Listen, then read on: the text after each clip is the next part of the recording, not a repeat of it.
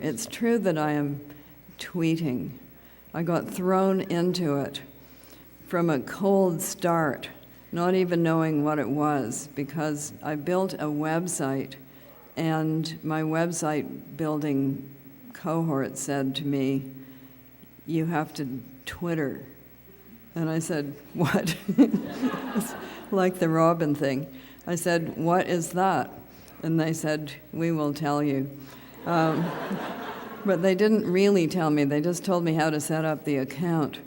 And now I think I've got 11,000 new best friends. They are very helpful. If you ask them a question, you will get lots of answers, some of which will be right. And you just have to kind of sort through them, and then you get the right answer. And that's one thing. The blogging is, on the other hand, another thing. And I can tell you the DNA of both of these forums. I can tell you where they came from, their ancestry. The ancestry of blogging is in the 18th century.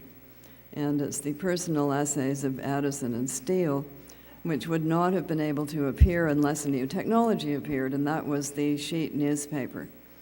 Periodical newspapers allowed these things to come into being, the personal essay, which then turned into the newspaper column, and now it's turned into blogging on the internet.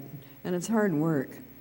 But shortly, this event will be on my blog.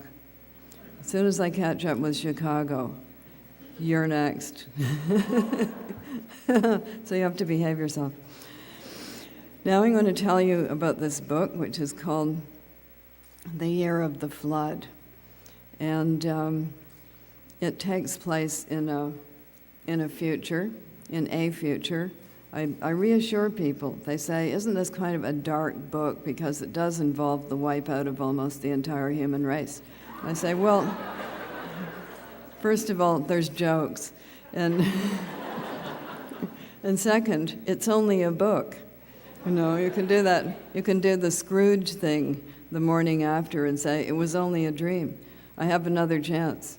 So I say, it's only a book. You can close, these things are called covers. You can close them together and keep that future in the book. Don't let it out. And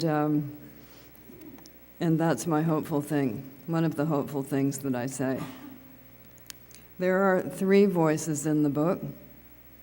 2 of them are women and 1 of them is a man. And on the audio book, they use 3 readers. 2 of them are women, and strangely enough, 1 is a man.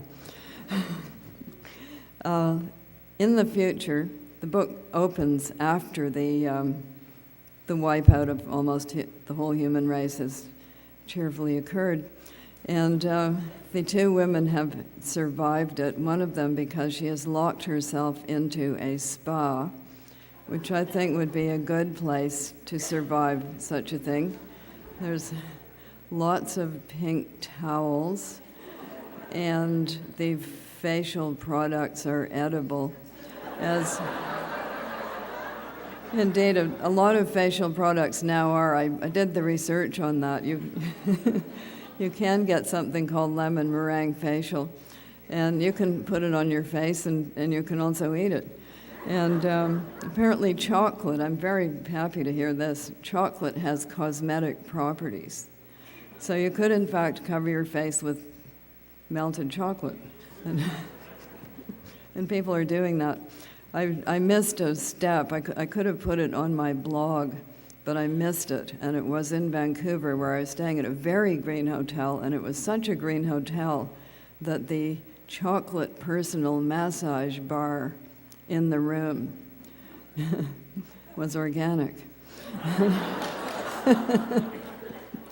That's the kind where you put it on somebody else and then lick it off, apparently. I was just going to have it for lunch, but